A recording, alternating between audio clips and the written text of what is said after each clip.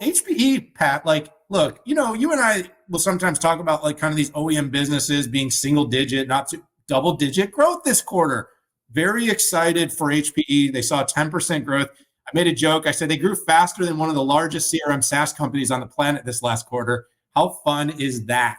Margin integrity in place. Antonio was very optimistic about not just AI, but actually seeing growth in their traditional server business. Who's done that? I mean, nobody's had good numbers in servers.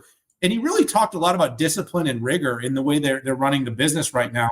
We're seeing sort of this chasing of these mega AI deals, big margin erosion, high revenue growth rates, kind of exciting AI announcements. I think HPE is kind of taking the other. I was a little critical of the all-in on NVIDIA thing, not because NVIDIA is not great, but because I worry about the hedging, that's going to create risk, and maybe HPE could differentiate. But look, it seems to be working. They had that 1.7 billion number. The margin looked good on it. He sort of said they're not taking deals that they're not doing well on. So they're being a bit discriminate in kind of how they're doing that business. At the same time, Proliant's performing.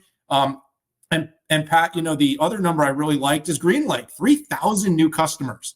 And I want to do a little compounding for you here. They got into close to 40,000 customers. At the growth rate they're doing, 10% per quarter, compounded, by the end of the 2025, 26, they're running a run rate to have 100,000 customers running on GreenLake.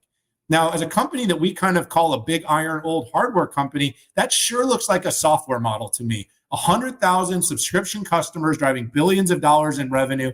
That's really positive, Pat. And look, I don't always get excited about these businesses, but I came away from the conversation with Antonio for the first time. I told him this must be probably the cleanest, one of the best looking quarters I've seen from HPE in a really long time. I'm optimistic about it. They seem to be playing their cards right. They're not chasing the companies that kind of can go that way. They're playing their game. They're running their race. They're sticking with GreenLake. There's probably some flaws in it, Pat, but I want to give credit where credit's due, and it was a good quarter.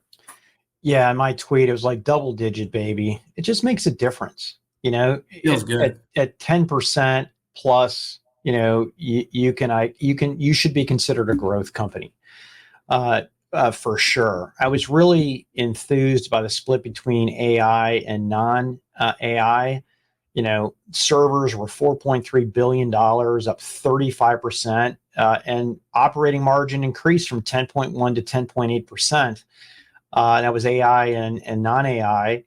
Investors got spooked about AI profitability because gross margin was down 420 bips.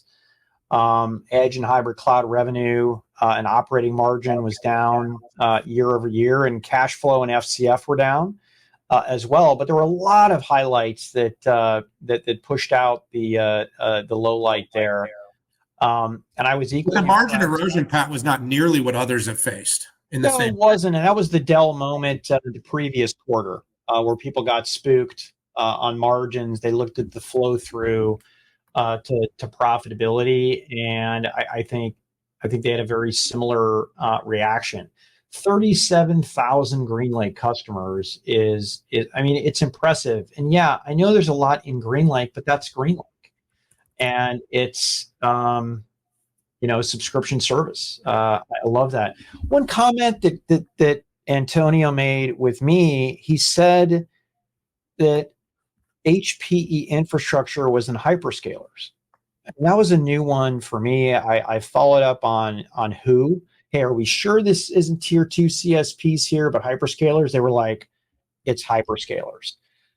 We'll see. I think that's very provocative. We heard that from Pure Storage as well, and I'm guessing it's Meta there. So who knows? 35% improvement in ARR, and that's attributable to GreenLake. And I'll close this out by talking about the future opportunities here.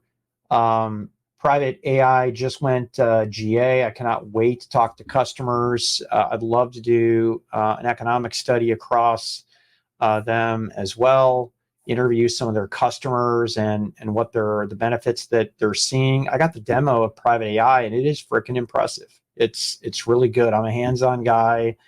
I'm not, I'm not as hands on as Keith or Matt, but I was super impressed by that. Morpheus data, right? Build out that. How do they monetize that? And Juniper is on tap. Close end of 24, start of 25. As we've seen in the era of AI, networking is as important as ever. There's one 800-pound gorilla in the Western world for core switches, and it's called Cisco. Will Juniper help out in that? They're heavy dialed into the SP market, but wonder what they can do in the future.